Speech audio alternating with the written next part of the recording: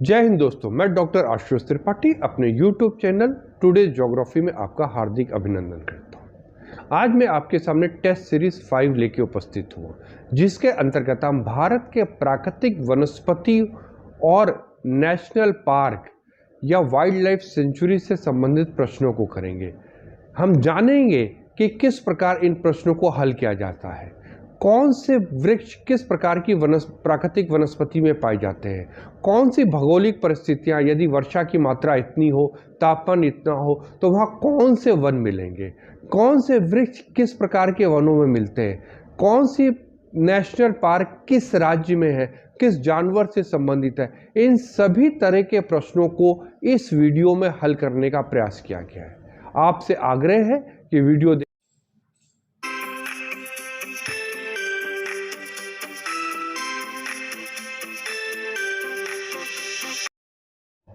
प्रश्न 1, भारत के निम्नलिखित में किस प्रकार का वन सर्वाधिक वृहद क्षेत्र पर है। वृहद मतलब ऐसे वन जिसका सबसे अधिक भारत में विस्तार है, वो कौन से हैं।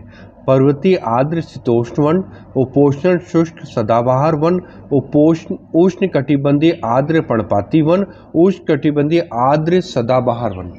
तो इसमें जो उत्तर है वो है सी का, उष्ण कटिबंधीय आर्द्र पर्णपाती वन। इन वनों की विशेषता क्या है कि यहाँ 100 से 200 सेंटीमीटर वर्षा होती है। और ये कहाँ पाए जाते हैं, ये जो यदि आप शिवालिक देख लें, ये शिवालिक हिमालय वाले शिवालिक के ये भाबर और तराई के प्रदेश में, फिर ये दक्षिण भारत का यदि हम ले लें पश्चिमी घाट के पूर्वी ढाल पर उत्तर प्रदेश, पश्चिम बंगाल, मध्य प्रदेश, महाराष्ट्र, कर्नाटका आदि में पाए जाते हैं। सबसे इम्पोर्टेंट बात है यहाँ कौन कौन से जो पेड़ पाए जाते हैं, उसमें है साल, सागवान, शीशम, इसके अलावा चंदन, आंवला, शहतूत, महुआ, बेत आदि भी वृक्ष इन्हीं वनों में पाए जाते हैं। प्रश्न 2, निम्नलिखित में कहां पर एक संरक्षित कच्छ वनस्पति क्षेत्र, कच्छ मतलब जहां नमकीन पानी समुद्री जल पाता है, ए पूर्वी घाट, बी पश्चिमी घाट, सी गोवा और डी चंद्रताल। तो इसका उत्तर क्या होगा, सी गोवा, जहां पे संरक्षित कच्छ वनस्पति क्षेत्र पाया जाता है। तीसरा प्रश्न, Indian institute of ecology and environment स्थित है नई दिल्ली, मुंबई, कोलकाता, तिरुवनंतपुरम में। ये किस जगह स्थापित है, ये आपको बताना है। इसका उत्तर है ए, नई दिल्ली में। फिर 5 जून 1980 को इसकी स्थापना की गई थी, Indian institute of ecology and environment, जो इन्वायरमेंट और इकोलॉजी से रिलेटेड बहुत सारे वर्कशॉप, सेमिनार और आदि कार्यक्रम कराता है। इसके साथ साथ यहाँ पे 3 महीने से अधिक के कई कोर्स चलते हैं, जिसमें आप certificate in ecology, certificate in environment, even certificate bye cyber crime, conservation of management और सर्टिफिकेट इन इन्वायरमेंट लॉ आदि के सब डिप्लोमा और सर्टिफिकेट यहाँ से आप ले सकते हैं। तो Indian institute of ecology and environment की स्थापना 5 जून 1980 को नई दिल्ली में की गई थी।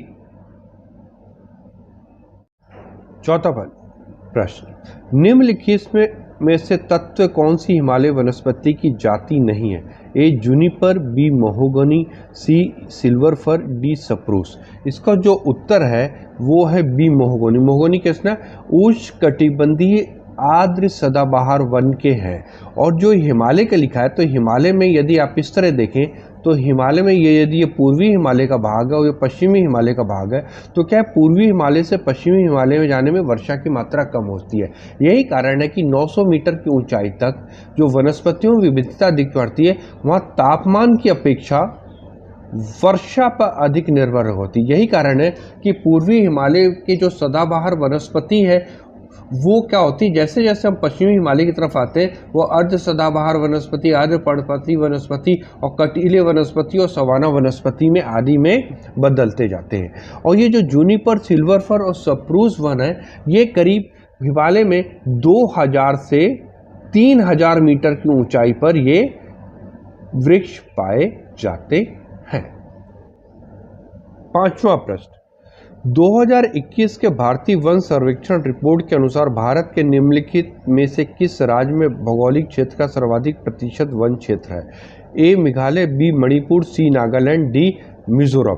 यदि आप देखा जाए तो मेघालय में कितना प्रतिशत वन है? 76% क्षेत्र वन से है। मणिपुर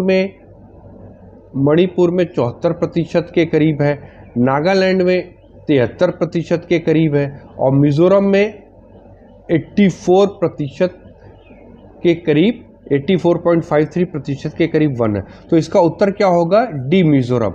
लेकिन ये तो क्या है, प्रतिशत के आधार पे। लेकिन यदि आप एरिया के आधार पे देखें कि किस क्षेत्र में सबसे ज़्यादा वनों का कवर है, तो सबसे ज़्यादा कहाँ है इंडिया में?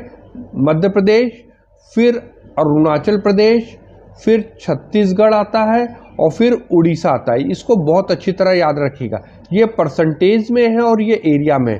प्रतिशत में देखा जाए तो सबसे ज़्यादा कहाँ पे है जो वनों का विस्तार है? वो मिजोरम में। यदि क्रम से लगाने को आ जाए कि इसको क्रम से लगाइए तो कैसे क्रम से लगेगा? तो सबसे पहले डी लगेगा मिजोरम, फिर कौन सा भाग है? फिर है आपका मेघालय ए है, फिर मणिपुर बी और सी नागालैंड। इस क्रम में आप इसको लगा सकते हैं, डी ए बी सी, यदि घटते क्रम में प्रतिशत लगाने को आए। लेकिन यदि सीधा प्रश्न आए कि किस क्षेत्र, कौन सा क्षेत्र सर्वाधिक प्रतिशत वन क्षेत्र से घिरा है, तो आपको कौन सा लगाना है? डी मिजोरम में। यदि एरिया वाइज आएगा तो मध्य प्रदेश और अरुणाचल प्रदेश पहले और दूसरे नंबर पर है। क्वेश्चन 6, भारत का पहला जैव मंडल आरक्षित क्षेत्र कौन सा है? ए मन्नार की खाड़ी, बी नीलगिरी संरक्षित जैविक क्षेत्र, सी अगस्ता मलाई biosphere reserve, D Pachmarhi biosphere reserve. तो इसमें देखा जाए तो मन्नार की खाड़ी है, वो कब स्थापित हुई थी? वो 1989 में हुई थी। नीलगिरी अगस्ता 1986 में हुई थी। अगस्ता मलाई बायोस्फीयर जो रिजर्व है वो 2001 में स्थापित हुआ था। और जो चौथा है पंचमढ़ी बायोस्फीयर, वो 1999 में हुआ था। तो इसका मतलब है कि जो सबसे पहला कौन सा हो गया? नीलगिरी संरक्षित जैविक क्षेत्र। इस जो जैविक क्षेत्र का विस्तार है जो नीलगिरी का, वो किन किन राज्यों में है? तमिलनाडु, केरल और कर्नाटका में है। और इसके अंतर्गत Mudumalai, Nagarhole, Bandipur, Silent Valley National Park है। इसके अलावा अरलम वन्यजीव अभयारण्य, वायनाड, करीम पूजा और सत्यमंगलम वन्यजीव अभयारण्य आदि इसी नीलगिरी संरक्षित क्षेत्र में है। और करीब ये इसको यूनेस्को ने 2000 में इसको अपने अंतर्गत लिया गया था, जिसको एक हेरिटेज बायोस्फीयर रिजर्व माना गया था। प्रश्न 7, भारत का सबसे बड़ा जैव मंडल आरक्षित क्षेत्र कौन सा? बायोस्फीयर, जैव मंडल आरक्षित क्षेत्र बायोस्फीयर कौन सा है? तो पहला कौन सा है? अगस्ता मलाई। ये कहाँ? केरल और तमिलनाडु में है। करीब ये 3500 स्क्वायर किलोमीटर क्षेत्र में फैला हुआ है और 2016 में ये यूनेस्को ने इसको अपने अधीन ले लिया था, यूनेस्को ने। फिर ग्रेट निकोबार, ये अंडमान निकोबार द्वीप समूह में है। ये 885 में भी है और ये 2013 में यूनेस्को ने इसको नॉमिनेट किया था। कच्छ का रण, ये गुजरात में है। ये 12,454 स्क्वायर किलोमीटर क्षेत्र में फैला हुआ है और ये जो घोषित किया गया था करीब 2008 में इसको बायोस्फीयर रिजर्व घोषित किया गया था। और है नीलगिरी, जो भारत का सबसे पहला बायोस्फीयर रिजर्व है, जो तमिलनाडु, केरल मैंने ऊपर पढ़ाया था और कर्नाटका में ये 5,520 किलोमीटर है। तो इस पे सबसे बड़ा कौन सा हो गया? बहुत क्लियर हो गया। इस पे जो सबसे बड़ा है कच्छ का रण है और जो कच्छ का रण है ये 2008 में बायोस्फीयर रिजर्व घोषित किया गया था। नीलगिरी 1986 में घोषित किया गया था और अगस्ता मलाई बायोस्फीयर 2001 में घोषित किया था भारत सरकार ने इसको बायोस्फीयर, और ग्रेट निकोबार को 1989 में किया था। यदि इस तरह ईयर्स भी आ जाएगा तो इसमें सबसे पुराना कौन सा हो जाएगा? सबसे पुराना हो जाएगा नीलगिरी, उसके बाद आ जाएगा आपका ग्रेट निकोबार जैवमंडल आरक्षित क्षेत्र। भारत के किस राज्य में सबसे अधिक रामसर साइट्स हैं? पहले तो जान लीजिए कि रामसर साइट्स क्या होते हैं। ये ईरान का एक शहर है रामसर साइट, जहां पे 1971 को एक सम्मेलन हुआ था और ये 1975 में फोर्स में आया था रामसर साइट्स। तो दुनिया भर में जितने भी दलदली या जली क्षेत्र होते हैं उनमें इस साइट्स को सेलेक्ट किया जाता है। भारत में करीब जो वर्तमान में जो इसके अंतर्गत साइट्स हैं वो है 49। कितने हैं? पूरे भारत में 49 साइट्स हैं और भारत इसमें 1982 में शामिल हुआ था। 1971 के ईरान के शहर रामसर में एक सम्मेलन हुआ था। 1975 में ये फोर्स में आया था। भारत 1982 में हुआ था और भारत में कुल अभी 49 साइट्स हैं। इसमें पूछा गया है भारत के किस राज्य में? ए जम्मू कश्मीर, बी केरल, सी तमिलनाडु, डी उत्तर प्रदेश। इसका जो उत्तर है वो डी उत्तर प्रदेश है। उत्तर प्रदेश के करीब 10 साइट्स हैं इसके अंतर्गत। जो भारत में सबसे अधिक है उत्तर प्रदेश में से हैदरपुर वेटलैंड रामसर, ये सबसे नया है, इसको मान लीजिए। और जो भारत का सबसे बड़ा जो रामसर साइट है वो कौन सा है? वो है सुंदरबन। जो भारत का सबसे बड़ा रामसर साइट है और जो सबसे छोटा है वो रेणुका है, जो हिमाचल प्रदेश के अंतर्गत है। ठीक है, वो करीब 20 हेक्टेयर चौड़ा है। तो बस इतना याद रखिएगा, 1971 में ये फोर्स में आया था, मतलब रामसर सम्मेलन होता। 1975 में फोर्स पे आया था। 1982 में भारत आया, भारत इसमें शामिल हुआ। भारत की कुल 49 साइट्स हैं जिसमें 10 उत्तर प्रदेश, मतलब उत्तर प्रदेश में सबसे अधिक रामसर साइट्स हैं। ये इसको अपडेट करते रहिएगा, ठीक है, इसको हर साल अपडेट करते रहेगा कि कौन सी नवीन साइट्स है और कितनी संख्या बढ़ती घटती रहती, घटती तो नहीं है, बढ़ती ही है। तो इसको हमेशा आप अपडेट करते रहिएगा। 9th क्वेश्चन, उष्णकटिबंधीय वनस्पति बागान और अनुसंधान संस्थान किस शहर में? अब इसका नाम हो गया है जवाहरलाल नेहरू। ठीक है बेटा, ये याद रखिएगा आप लोग। ये जो उष्णकटिबंधीय वनस्पति बागान अनुसंधान संस्थान, इसका नाम हो गया जवाहरलाल नेहरू। वो किस शहर में? ए तिरुवनंतपुरम, बी अल्मोड़ा, सी भोपाल, डी नई दिल्ली। ये कहाँ है? ए तिरुवनंतपुरम में। और जो इसकी स्थापना की गई थी 17 नवंबर 1979 को की गई थी। और ये केरल के विभिन्न वनस्पति जातियों की खोज करता है, संरक्षित करता है और नई नई प्रजातियों को विकसित करता है। तो ये बहुत ही इंपॉर्टेंट अनुसंधान संस्थान है केरल की और भारत की दृष्टि से। 10th क्वेश्चन, सिनकोना, महोगनी और रोजवुड जैसे वृक्ष किस प्रकार के वन में पाए? ए उष्णकटिबंधीय पर्णपाती वन, बी उष्णकटिबंधीय सदाबहार वन, सी सवाना वनस्पति, डी मरुस्थलीय वन। तो ये आपको बताना है कि ये वृक्ष जो है वो कहाँ पाए जाते हैं। तो देखिए, उष्णकटिबंधीय जो पर्णपाती वन है वहां पहले जान लीजिए वर्षा कितनी होती है, 100 से 200 सेंटीमीटर। उष्णकटिबंधीय जो सदाबहार वन है वहां वर्षा कितनी होती है? वहां 250 सेंटीमीटर से अधिक होती है। ठीक है, मैं इसलिए आपको ये बता रहा हूं ताकि आपको अंदाजा, एक्स्ट्रा थोड़ी जानकारी मिले। और जो सवाना वन है वहां वर्षा कितनी होती है? 60 सेंटीमीटर से थोड़ा कम होती है। और जो मरुस्थलीय वन है वह 50 सेंटीमीटर से कम होती है। तो इसमें ये जो वृक्ष है ये कहाँ के हैं? ये उष्णकटिबंधीय सदाबहार वन के वृक्ष है, जहां 250 सेंटीमीटर से ज्यादा वर्षा होती है, 27 डिग्री सेल्सियस से ज्यादा तापमान रहता है और वृक्षों की लंबाई 60 मीटर से अधिक होती है। भारत में कहां पाए जाते हैं? पश्चिमी घाट के पश्चिमी ढाल, अंडमान निकोबार द्वीप समूह में और उत्तर पूर्व की पहाड़ी क्षेत्रों में उष्णकटिबंधीय सदाबहार वन पाए जाते हैं। जबकि उष्णकटिबंधीय पर्णपाती वन कहाँ पाए जाते हैं? ये आपके उत्तर प्रदेश, मध्य प्रदेश, हिमालय शिवालिक के तराई में, भाबर और तराई वाले क्षेत्रों पे। और इसके जो प्रमुख वृक्ष कौन से थे? हम लोगों ने क्वेश्चन पढ़ा था ना, शीशम, साल, सागवान, बेत। ठीक है, और सवाना वनस्पति कहाँ पाई जाती है? जहाँ 60 सेंटीमीटर के कम वर्षा होती है, वार्षिक वर्षा, या छोटे वृक्षों घास की प्रकार की वनस्पति पाई जाती है। मध्य प्रदेश, महाराष्ट्र, आंध्र प्रदेश, कर्नाटक राज्यों के कुछ भागों में सवाना वनस्पति और मरुस्थलीय वनस्पति तो क्लियर है, ये आपको गुजरात, राजस्थान राज्यों में इस वनस्पति का विस्तार आपको देखने को मिलेगा। 11th, सर्वाधिक जैव विविधता पाई जाती है। ए टुंड्रा वनों में, बी शंकुधारी वनों में, सी उष्णकटिबंधीय वर्षा वनों में, डी शीतोष्ण वनों में। तो देखिए, जैव विविधता जो होती है बायोडायवर्सिटी वो सबसे अधिक वहां मिलेगी जहां वर्षा अधिक होगी और तापमान भी थोड़ा अधिक होगा, बहुत अधिक नहीं, थोड़ा अधिक होगा। तो ये आप यदि इन सबको देखेंगे तो इसमें कौन सा एक ऐसा क्षेत्र है जहां पे वर्षा और तापमान दोनों अधिक होगा, वो है सी उष्णकटिबंधीय वर्षा वन, क्योंकि वर्षा भी जुड़ा हुआ है ना। ठीक है, तो ट्रॉपिकल रेन फॉरेस्ट इसको इंग्लिश में हम कहते हैं, यहां सबसे अधिक वर्षा होती है। तो ये क्षेत्र कहां मिलता है, ये ज्यादातर आपको मिलता है, ये वाला क्षेत्र आपको मिलता है भूमध्य रेखा के दोनों तरफ,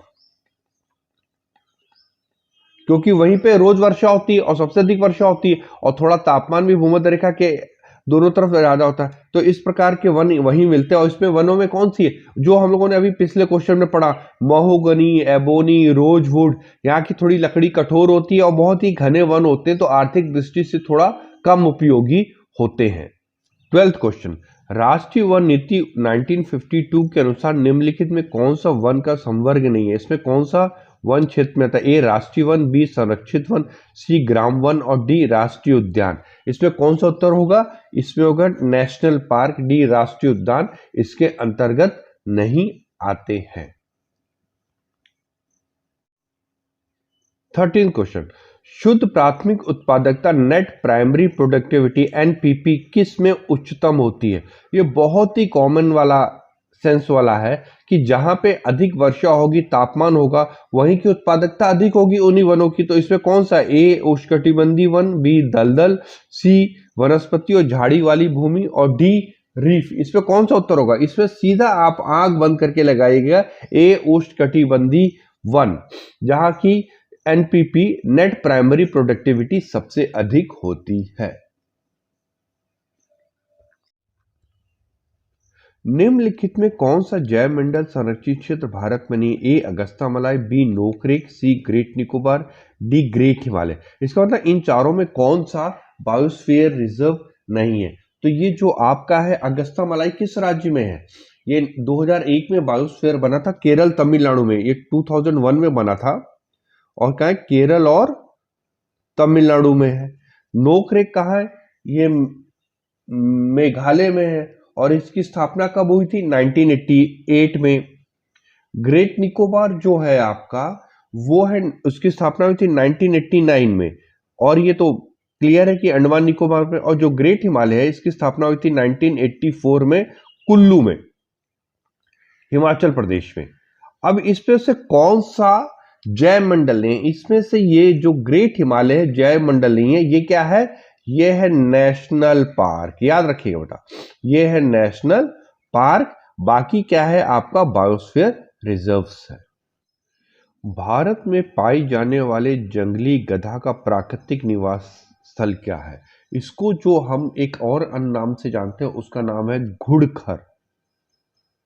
गुड़खर, इसको जान लीजिएगा, ये कहाँ मिलता है। आप ध्यान रखिएगा कि अमिताभ बच्चन ने इस पे एक कैंपेन भी किया था ताकि लोग आए और यहाँ पे रहें। तो अमिताभ बच्चन किस राज्य के लिए कैंपेन करते हैं, वो कहाँ करते हैं, गुजरात के लिए। तो यहाँ पे कौन सा क्लियर हो जाएगा, यहाँ पे जो है ए सुंदर वन डेल्टा, बी सौराष्ट्र का गिरी वन, कच्छ का रण और डी बस्तर का पठार। इसमें क्या होगा, सी कच्छ का रण है, एक अभ्यारण्य भी है और एक करीब लगभग 5,000 स्क्वायर किलोमीटर क्षेत्र में फैला हुआ और देश के बड़े अभ्यारण्यों में ये इसको गिना जाता है। तो याद रखिएगा जंगली गधा, इसको कहते हैं वाइल्ड ऐश, जंगली गधा को इंग्लिश में कहते हैं वाइल्ड ऐश। निम्नलिखित में किस वन को सोलाश नाम से जाना जाता है।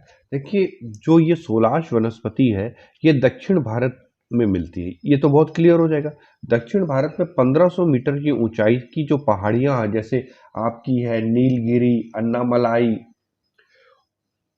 और पालनी, इसके अलावा सतपुड़ा, मैकाल, यहाँ पे मिलते हैं। तो चूंकि ऊंचाई पे मिलते हैं, लेकिन उष्णकटिबंधीय क्षेत्र होने के बाद भी ऊंचाई पे मिलते हैं, तो यहाँ पे कौन सी होगा, ये आर्द्र शीतोष्ण पहाड़ी वनस्पति को हम सोलाश कहते हैं। ये क्लियर जान लीजिएगा, दक्षिण भारत की जो पहाड़ियां हैं जहाँ 1500 मीटर से जिनकी अधिक ऊंचाई है, जिसमें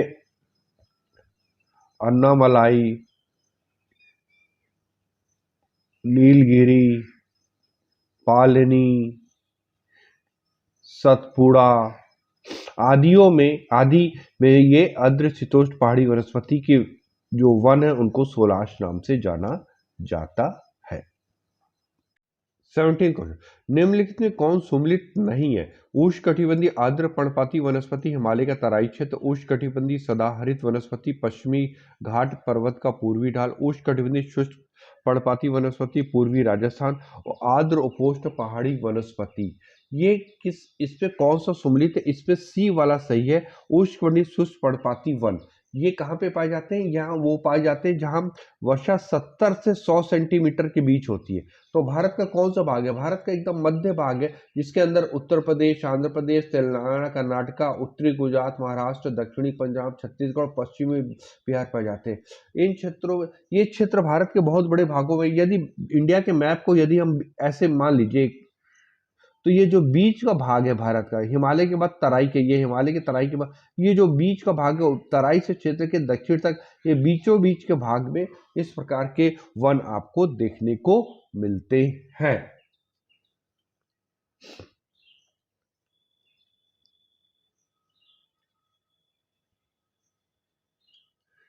तेंदू, बेर, खेर आदि यहाँ के प्रमुख वृक्ष हैं। कत्था बनाने के लिए भी खैर वृक्ष की लकड़ी का प्रयोग होता है, जो यहीं पे उगाई जाती है। और तेंदू पत्ते से क्या बनती है? तेंदू पत्ते से बड़ी स्वादिष्ट चीज बनती है, बीड़ी बनती है ना, जो गांव गांव पी जाती है।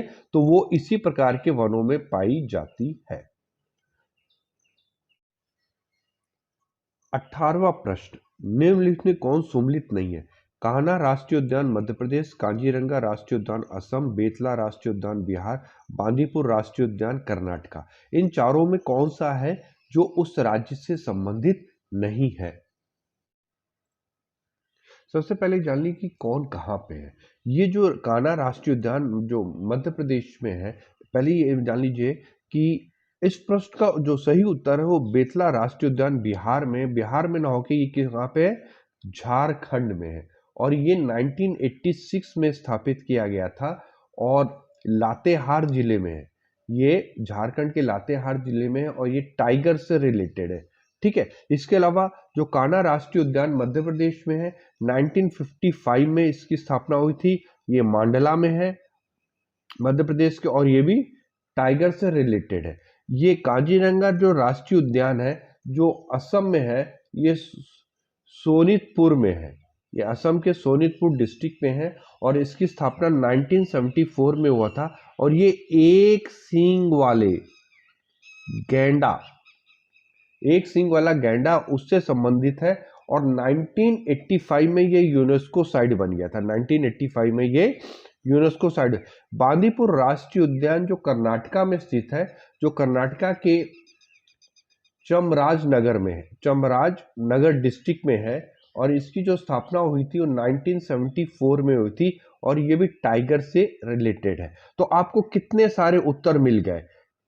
एक प्रश्न के साथ आपको कितने सारे उत्तर मिल गए, इसको बहुत ध्यान से याद रखिएगा। इनमें कौन से बोले थे? बेतला राष्ट्रीय उद्यान बिहार में ना होके झारखंड में है। 19वां क्वेश्चन, दलमा वन्य जीव अभ्यारण्य जो कि हाथियों के लिए प्रसिद्ध है, किस राज्य में है? ए केरल, बी मध्य प्रदेश, सी बिहार, डी झारखंड। तो इसका उत्तर है डी झारखंड में। ये 1975 में स्थापित किया गया था और ये जमशेदपुर के पास है। जमशेदपुर के पास स्थित है और ये किसके लिए जाना जाता है? ये हाथियों के लिए जाना जाता है। 20वां का, ज्वारी वनस्पति का सर्वाधिक क्षेत्र किस राज्य में पाया जाता है? ए पश्चिम बंगाल, बी गुजरात, सी केरल, तमिलनाडु और डी केरल। तो इसका उत्तर है ए पश्चिम बंगाल में पाया जाता है। पश्चिम बंगाल के बाद किसका स्थान है? गुजरात में पाया जाता है ये।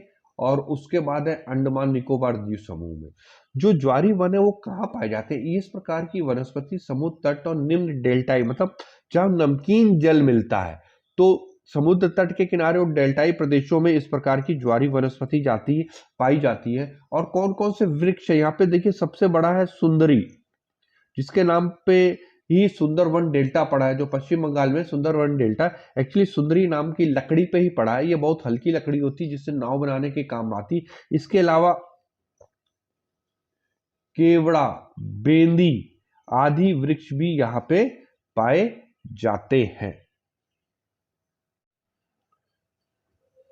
21 प्रश्न, उष्णकटिबंधीय सदाबहार वन के संदर्भ में कौन सा तत्व सत्य नहीं है। देखिए हम लोग इतने सारे प्रश्न कर गए उष्णकटिबंधीय कि आप इसको बहुत आसानी से कर लेंगे। इन वनों की शुद्ध प्राथमिक उत्पादन सर्वाधिक होती है, ये बिल्कुल बात सही है।